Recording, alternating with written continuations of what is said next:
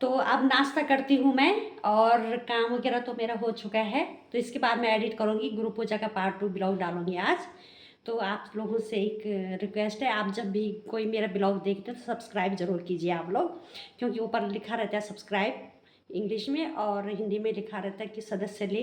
तो आप उस पर क्लिक करें और सब्सक्राइब ज़रूर करें आप लोग, और लाइक भी कीजिए, और उसमें घंटे सब्सक्राइब करने के बाद घंटी भी दबा दीजिए आप, क्योंकि जब जब मैं ब्लॉग डालूँगी आपके पास वो आ जाएगी, नोटिफिकेशन आ जाएगा। तो आज बना रखी है मैंने नाश्ते में भिंडी की सब्ज़ी। इसको थोड़ा सा लोहे की कढ़ाई में मैंने फ्राई करा, थोड़ी सी बना रखी है, ज़्यादा नहीं बना रखी है। और क्योंकि ये सिर्फ मैंने अपने लिए बनाई, तो मुझे लोहे की कढ़ाई में अच्छी लगती हैं सब्जियाँ। और ये मेरी बेटी ने ना अपने लिए परांठा बनाए, तो मैंने बोला परांठा तो मैं नहीं खाती, तो मैंने अपने लिए भिंडी की सब्ज़ी बनाई, सूखी रोटी बनाई मैंने। देव महाराज की बच्चों थोड़ा सेट कर दो। कृपा सतगुरु जी बनाए रखना। थोड़ा सेट कर दो बच्चों, तुम खड़े हो गए। इतनी कृपा सतगुरु जी बनाए रखना, मरते दम तक सेवा में लगाए रखना। इतनी कृपा सतगुरु जी बनाए रखना, इतनी कृपा सतगुरु जी बनाए रखना।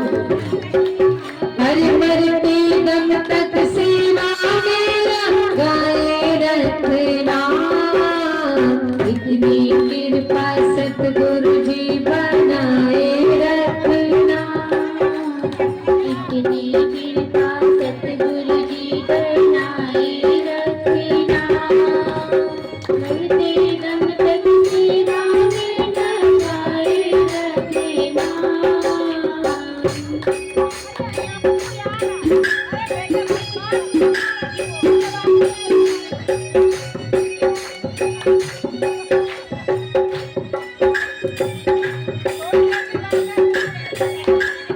लगाए रखना।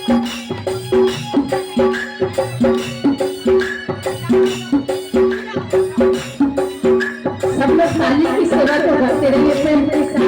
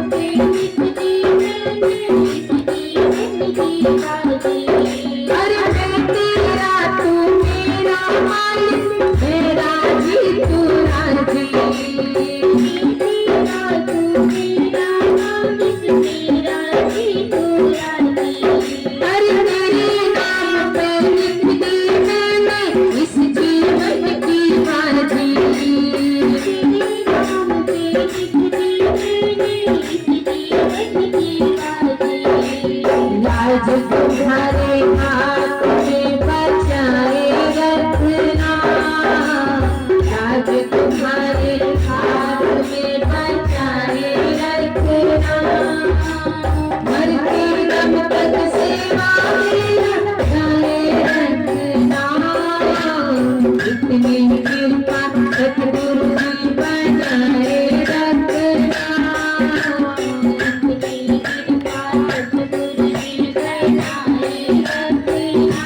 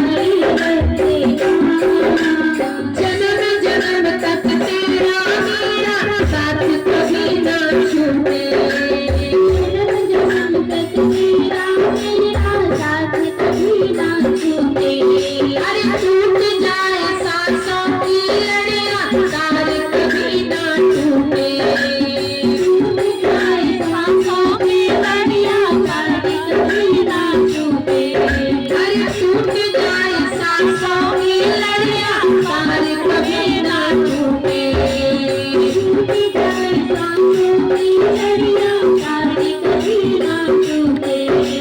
चौखट पर इस दासी को बिठाए रखना, चौखट पर इस दासी को बिठाए रखना। करते दिन तक सेवा में लगाए रखना। मेरी कृपा सतगुरु जी बनाए रखना। मेरी कृपा सतगुरु जी बनाए रखना। करते दिन तक सेवा में लगाए रखना। मेरी कृपा सतगुरु जी बनाए रखना। मरते दम तक सेवा में लगाए रखना। बोलो सतगुरुदेव महाराज की जय। सभी को गुरु पूर्णिमा की बहुत बहुत बहुत बहुत शुभकामनाएं। इतनी कृपा सतगुरु जी बनाए रखना। मरते दम तक सेवा में लगाए रखना। ये जो भाव है, ये जो निष्ठा है, उन्हीं जीव के जीवन में प्रकट होती है जिन्होंने सद्गुरु की कृपा को एहसास किया, महसूस किया। 12 महीने में बहुत सारे त्योहार होते हैं, पर हमारे रसिक संतों ने कहा है जिस दिन सद्गुरु का दीदार हो जाए, और दिन कोई भी हो मेरा तो त्योहार हो जाए।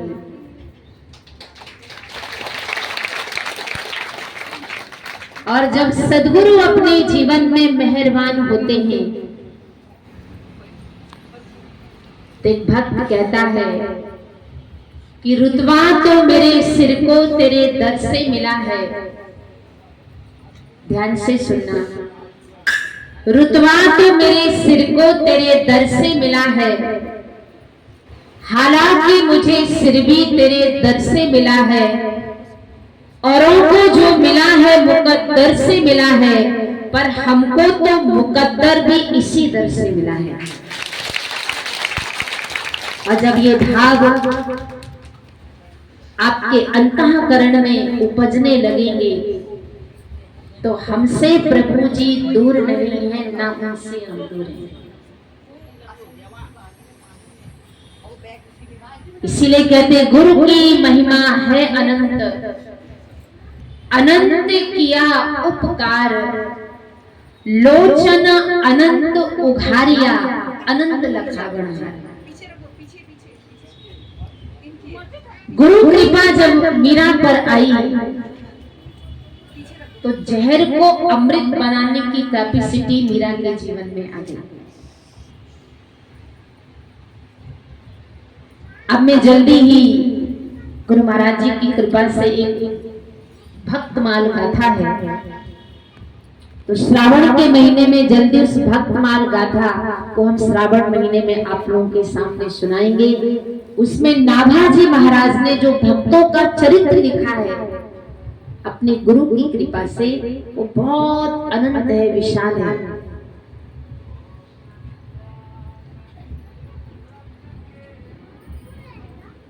भक्त की श्रेणी में मुझे एक बात याद आई,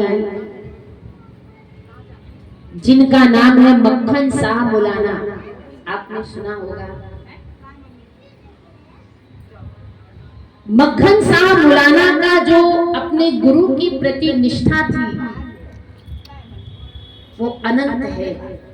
जैसे इंग्लिश में कहावत है, infinity plus infinity equal to infinity, infinity minus infinity equal infinity. आप अनंत में कुछ भी जोड़ो, कुछ भी घटाओ, वो अनंत ही होता है। हमारे यहाँ कुंवर जी बैठे हैं, ब्राह्मणों के बहुत संपर्क में हैं, तो ब्राह्मण देवता जब कोई यज्ञ करते हैं, हवन करते हैं, दान करते हैं, कोई भी पूजन करते हैं। तो जब वो गंगा को अपने हाथ में लेकर के कहते अक्षम जलम समर्प्यामि, हे गंगा मैया, हे समुद्र देवता, या कोई भी,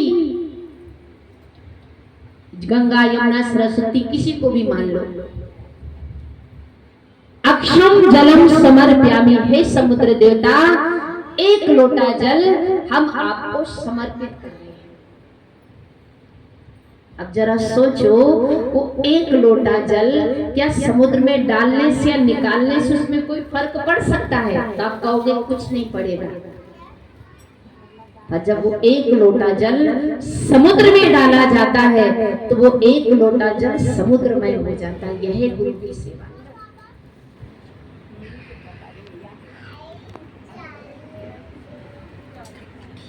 इसी तरह से जब हमारी विकारों से हमारा चित्त, हमारा मन बिल्कुल मलिन हो जाता है, पर जब चित्त और मन की डोर हम सद्गुरु के चरणों में बांध देते हैं तो मीरा कहती है तार मिला, एक तार मिला, फिर मिला तार से तार, और तार मिला तो तार ही देंगे, तार हमें कर तार, तेरा वो तार ना टूटे, भले संसार ये टूटे। इसे स्वतंत्र भक्ति कहते हैं, जहां परतंत्रता की कोई बेड़ी ने आपको जकड़ा ना हो।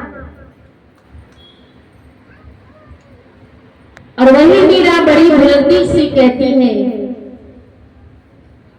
हरि सतगुरु ढूंढन नी शरीरे, कर जो गण रो भेस, सतगुरु ढूंढन नी शरीरे, कर जो गण रो भेस, ढूंढत ढूंढत थक गई जी, ढूंढत ढूंढत थक गई जी, आया रे घबरा के सखी में तो गिर गई, हो भाई रे आया रे घबरा के सखी में तो गिर गई, हो भारा गुरु बिन लागे ही को देश, सखी में तो गिर गई, हो भारा गुरु बिन लागे ही को देश,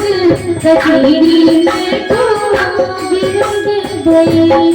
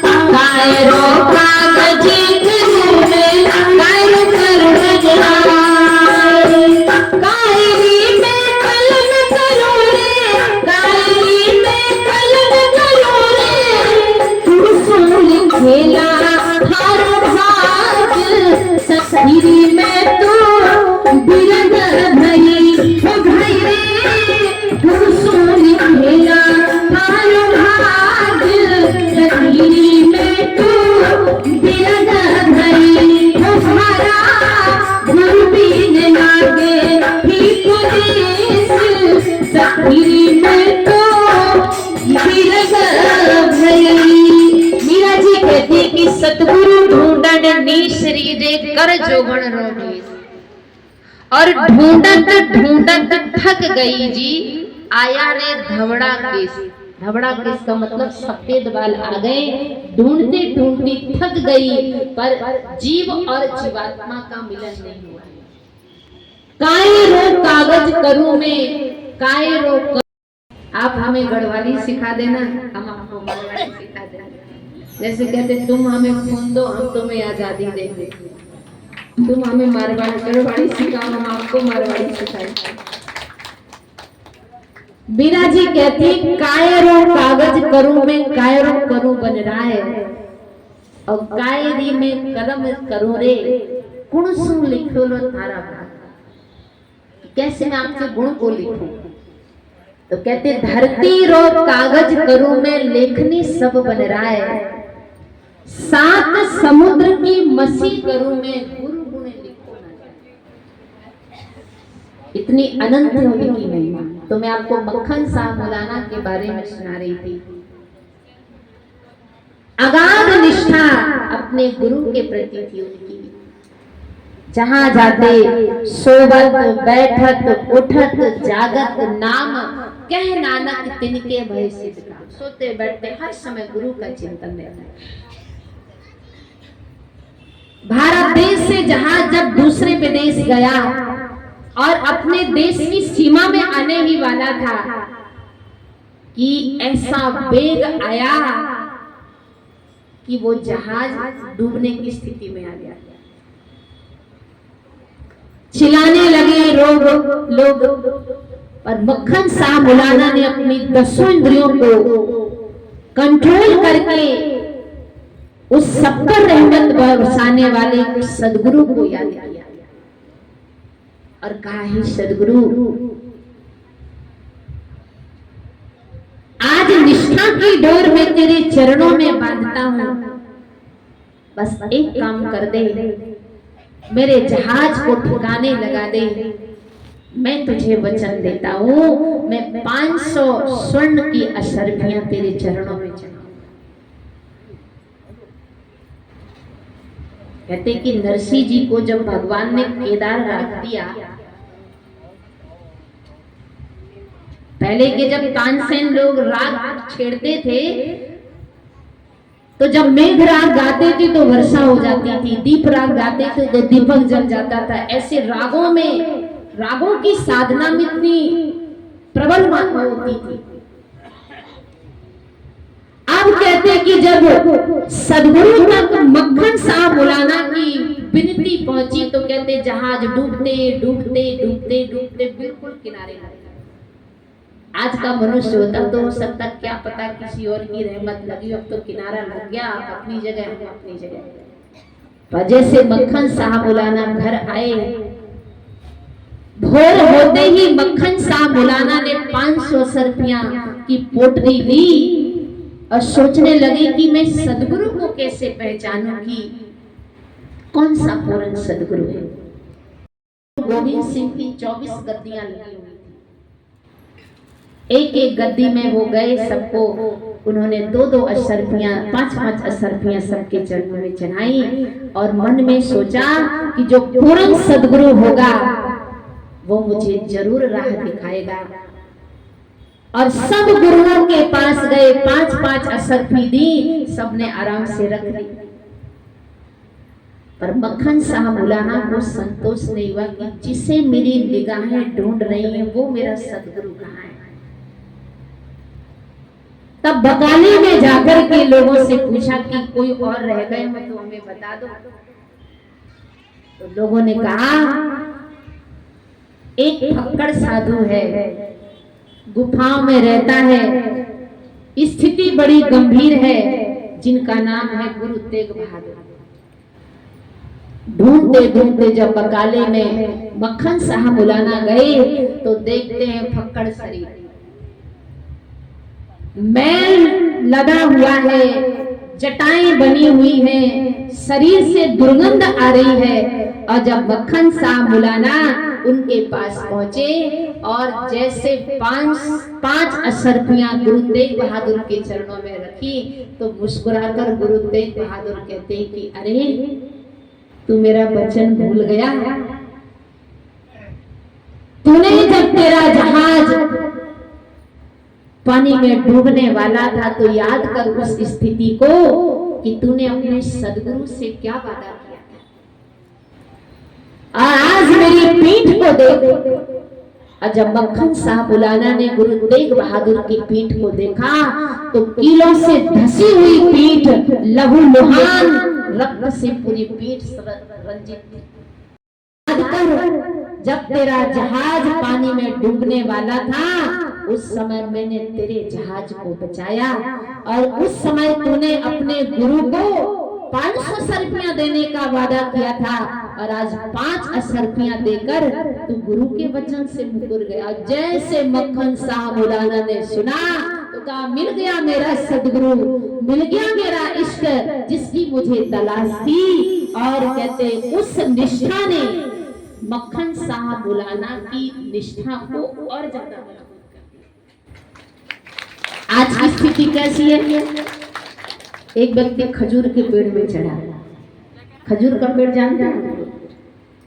कहते चढ़े तो चाखे प्रेम रस और गिरे तो चकनाचूर।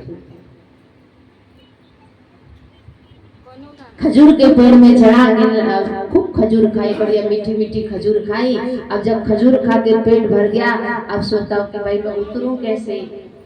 तो कहता है हे गुरु महाराज जी, हे प्रभु ऐसा करो खजूर के पेड़ से नीचे उतार दीजिए, मैं 1000 रुपए दक्षिणा दूंगा और 1000 ब्राह्मणों को भोजन कराऊंगा। थोड़ा नीचे आया तो मन में सोचता 1000 तो बहुत ज्यादा होता है, 1000 की सब्जी लाओ तो 8 दिन चल जाती है, थोड़ा सौदा मैंने ज्यादा महंगा कर दिया। हाँ गुरु महाराज जी 500 तो जरूर कर दूंगा और 500 जो है दक्षिणा दे दूंगा। फिर थोड़ा और नीचे आया तो सोचता है 500 भी बहुत ज्यादा है, फ्री पे थोड़ा ना आते हैं, 500 रुपए में भी तो एक सप्ताह का हम राशन पानी दे सकते हैं। थोड़ा और बीच में आया, कहता हाँ गुरु महाराज जी 100 रुपए तो जरूर कर दूंगा। और नीचे आया, 100 रुपए भी ज्यादा होता है। करते करते करते जब एकदम नीचे आया तो सोचता है इधर देखा उधर देखा, बोले मैंने कहा मैं नहीं सुना, कोई गवाही थोड़ी ना है जो मुझे रोके टोके। तो ऐसा करता हूँ कि गुरु महाराज जी एक ब्राह्मण को भोजन करा दूंगा और एक ब्राह्मण को 1 रुपए दक्षिणा दे दूंगा, हिसाब किताब बराबर हो गया। भगवान ने सोचा कि भाई बड़ा चालाक निकला, जब खजूर के पेड़ में अटका था तो सब कुछ देने के लिए तैयार था। जैसे प्रॉब्लम सॉल्व होती गई नीचे आया तो बताओ 1000 से 1 रुपए में आ गया। गुरु आप भगवान कहते तुझे छोड़ूंगा नहीं मैं। आप भगवान ने बढ़िया ब्राह्मण का रूप बनाया, जहाँ जहाँ से जा रहे थे तो बीच में आकर के खड़े हो गए।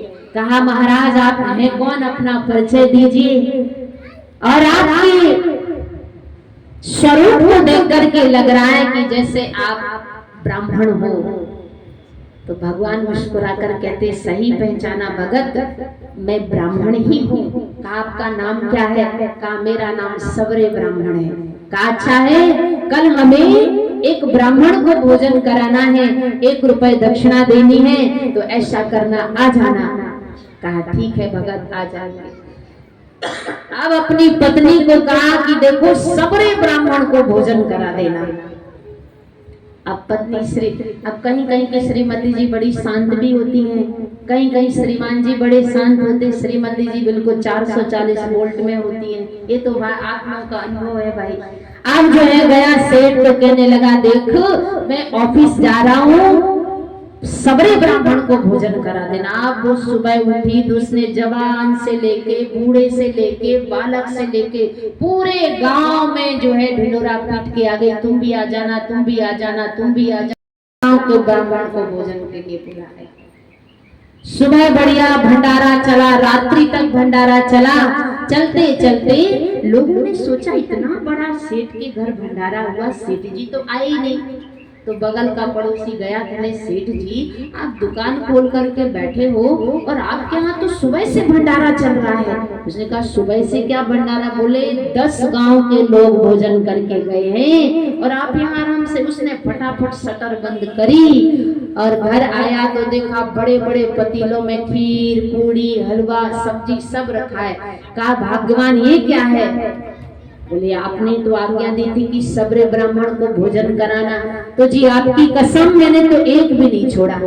इस गांव की तो बात ही छोड़ो, 10 गांव के ब्राह्मणों को और बुलाया। उसने बेचारी ने अपना माथा ठोका, कहने लगे अरे तूने 10 साल का राशन पानी मेरा एक ही दिन। भगवान प्रकट हुए तो कहने लगे कि अरे सेठ जब तू खजूर के पेड़ में अटका था तब तू सब कुछ देने के लिए तैयार हो गया। जैसे जैसे जैसे तेरे जीवन में सुख आता गया तो देख तू मेरे वादे से मुकर गया। मुझे से बुद्धि लड़ाने वाला, सबको बुद्धि देने वाला तो मैं हूँ। मुझसे बुद्धि लड़ाने वाला जो बुद्धि लड़ाएगा तो देख 10 साल का राशन पानी तेरा मैंने एक दिन में ही खत्म कर दिया। तो इस कैटेगरी के जो भगत होते हैं वो अपने गुरु की कृपा को नहीं समझ पाते। पर मीरा जी कहती हैं तार मिला एक तार मिला, फिर मिला तार से तार, और तार मिला तो तार ही देंगे, तार हमें कर तार, तेरा वो तार न टूटे भले संसार ये टूटे। जब नाभाजी महाराज ने अपनी चित्त वृत्तियों को अपने गुरु के चरणों में जोड़ा, तो गुरु के चित्त में क्या चल रहा है, वो नाभादास जी के जीवन में वो ऊर्जा आने लगी, नाभादास जी के जीवन में वो शक्ति आने लगी।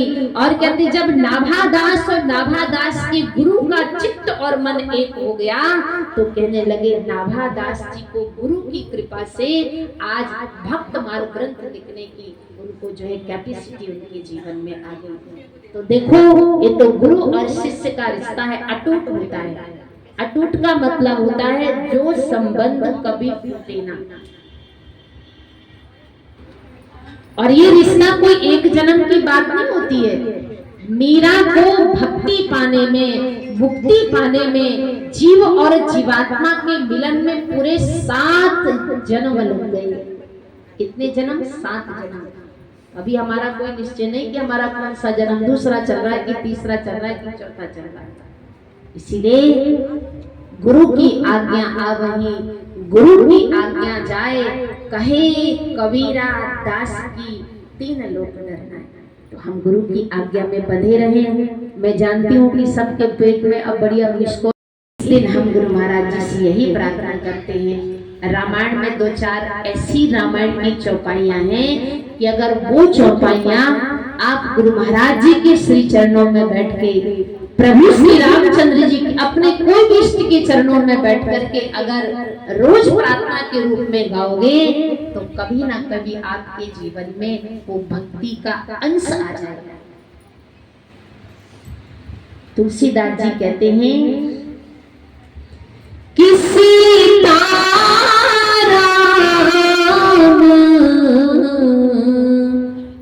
चरण रति मोरे,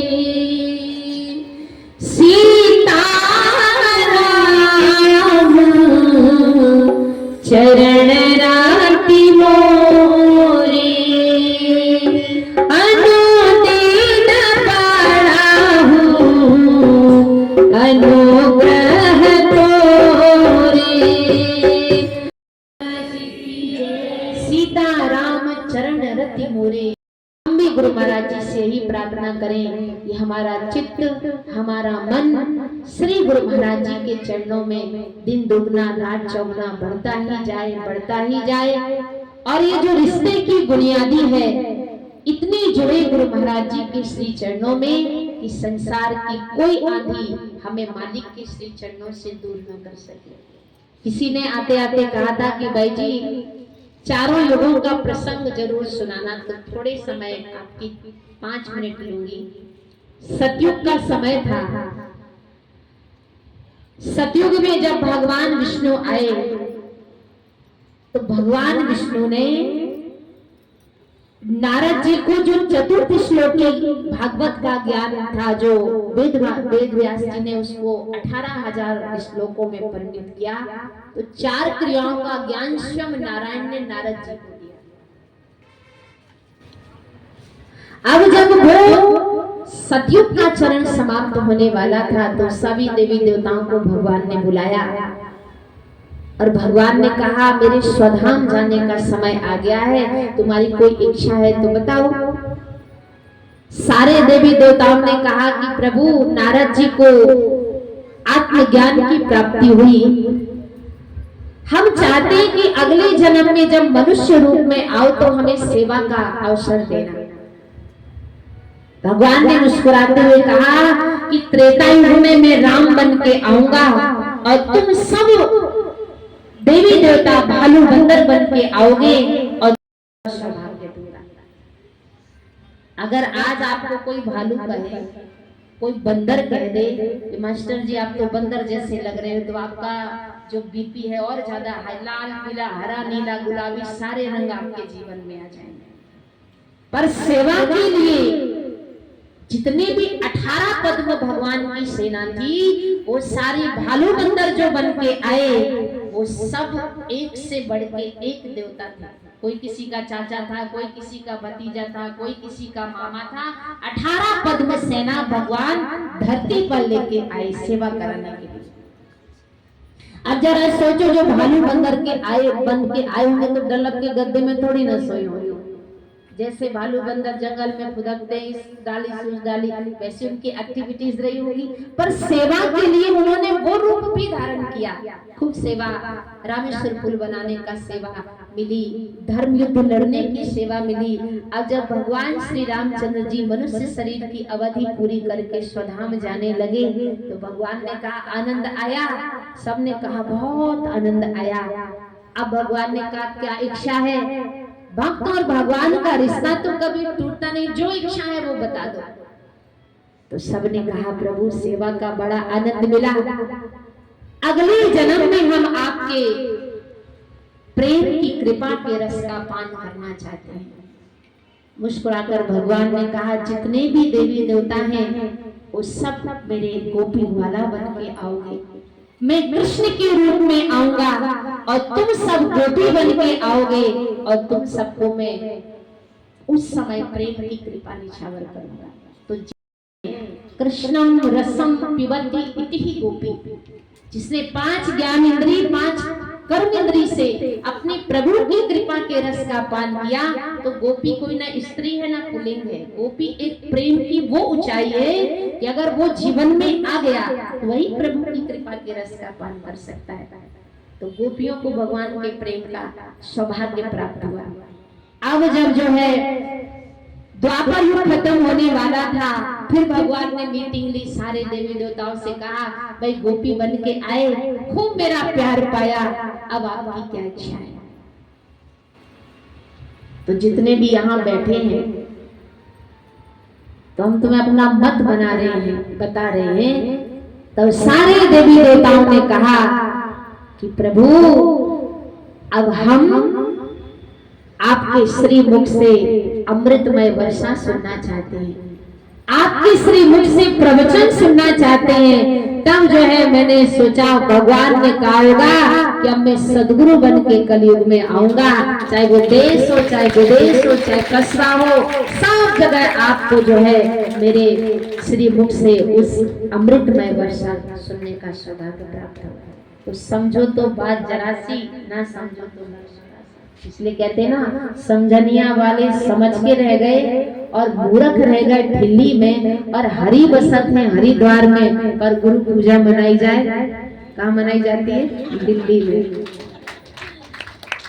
जो दिल के द्वारों से 7 चक्रों को पार करके जिसने दिल के अंदर उस परमात्मा के लिए समस्त दरवाजे खोल दिए, तो सदैव गुरु पूजा उस भक्त के दिल के अंदर मनाई जाती है। इसीलिए आप सबको गुरु पूजा बहुत बहुत बहुत बहुत मुबारक हो, बहुत बहुत आप सबको बधाई हो।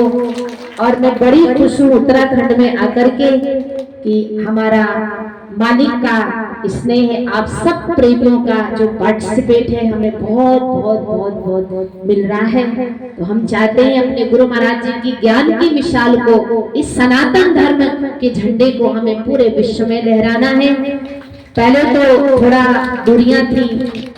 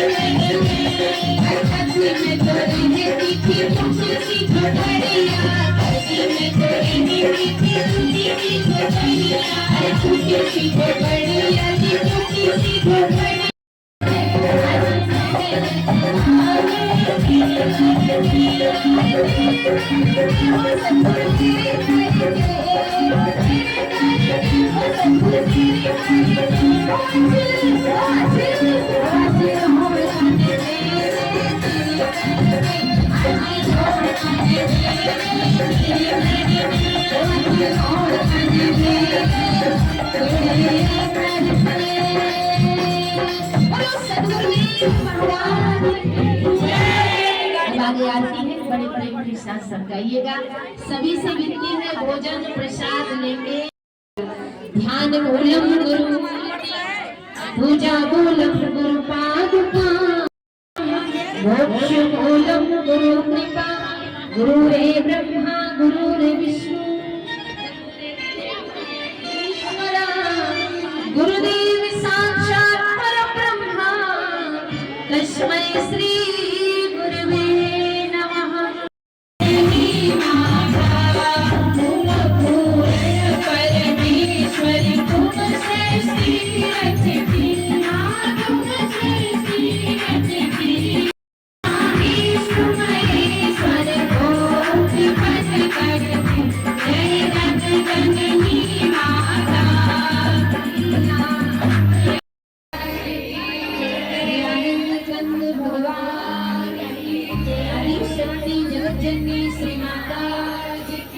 योगराज परम प्रभु श्री हंस जी महाराज सियापति रामचंद्र भगवान की जय।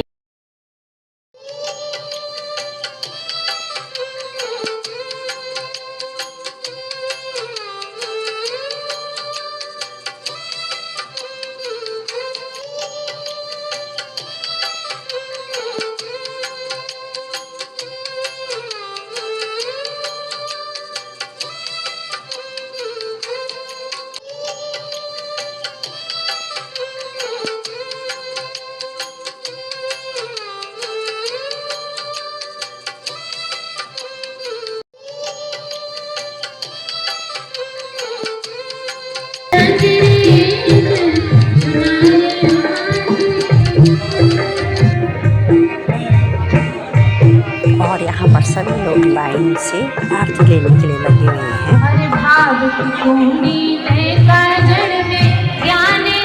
सभी लोग बड़े आराम से आरती लेंगे। प्रसाद ग्रहण करना।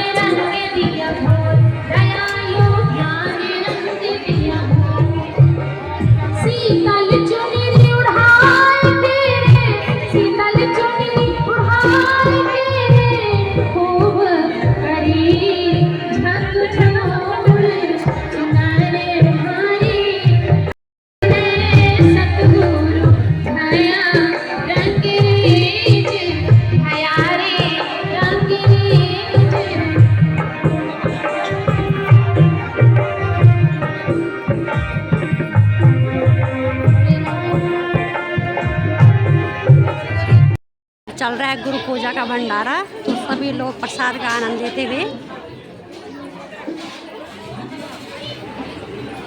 बड़े प्यार से सभी लोग प्रसाद ले रहे हैं।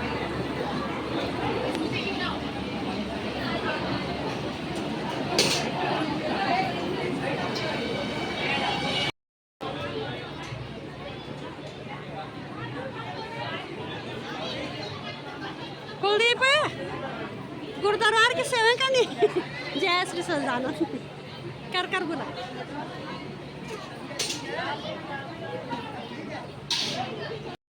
दीदी जय श्री सजाना खाली प्रसाद गुरुद्वार का प्रसाद है। कैसे हो रहा? अच्छा हो रहा है। अच्छा तो हम भी लेते हैं भोजन का। सभी लोग सेवा करते हुए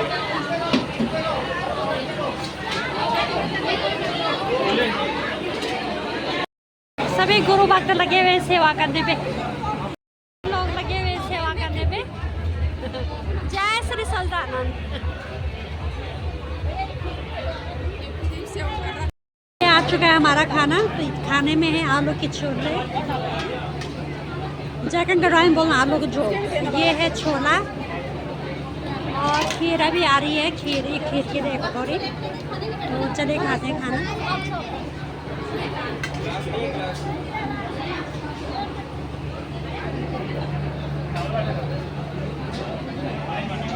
चले हम भी खाते हैं, प्रसाद का आनंद लेते हैं। जो प्रसाद गुरुद्वारा में होता है खाने का जो आनंद बोलते हैं, भोजन गुरुद्वारा में जो भोजन होता है प्रसाद बन जाता है। तो जो घरों में खाते हैं और खाने में वो आनंद नहीं आता है। चलिए खाते हैं, भोजन का आनंद लेते हैं प्रसाद का। वाणो गड़ाई में बोला बड़े वाणो बहुत फर्स्ट क्लास। पड़े हम घर की ओर। तो घर जान रही अब समापन हो चुका है हमारी गुरु पूजा। तो हम निकल रहे हैं हम घर की ओर। ये अच्छा दगड़ियाण मेरी गड़वाई भाषा बोल दगड़ियाण दगड़ियानी का जवाई।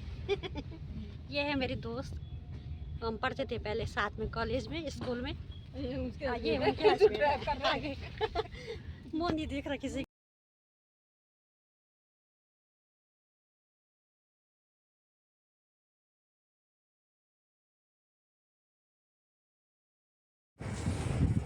यहाँ पे मेरी दोस्त और उनके हस्बैंड बैठे हुए हैं। यहाँ की गढ़वाली में बोल रहा दगड़ियाँ के जवान सन बैठे हैं। मैंने यूँ तो बोला हमारे घर चला, तब यहाँ छाँव में बैठे हैं। यहाँ पे पहुँच चुकी हूँ मैं अब घर। तो अगर आपको मेरा ब्लॉग यूट्यूब चैनल उषा शाल देवभूमि अच्छा लगा तो लाइक सब्सक्राइब शेयर कीजिए दोस्तों के साथ, व्हाट्सएप ग्रुप में फैमिली के साथ। हाँ, एक रिक्वेस्ट है आपसे, आप मेरा कोई अपने मतलब फेसबुक पेज पे ना डालें मेरा ब्लॉग को, क्योंकि इसमें ना बहुत टाइम लगता है एडिट करने में। तो आप लोग व्हाट्सएप ग्रुप में शेयर कर सकते हो, लेकिन अपना फेसबुक पेज में ना डालें मेरा जो ब्लॉग है। तो क्योंकि मैं खुद अपने पेज में खुद डालूँगी ये अपना ब्लॉग फेसबुक पेज में। तो आप व्हाट्सएप ग्रुप में फैमिली के साथ शेयर कीजिएगा। तो तब तक के लिए जय भारत, जय उत्तराखंड। और सब्सक्राइब ज़रूर कीजिए आप लोग जो मेरा ब्लॉग देखते हैं। सभी ग्रुप प्रेमियों को जय श्री सच्चिदानंद। सबके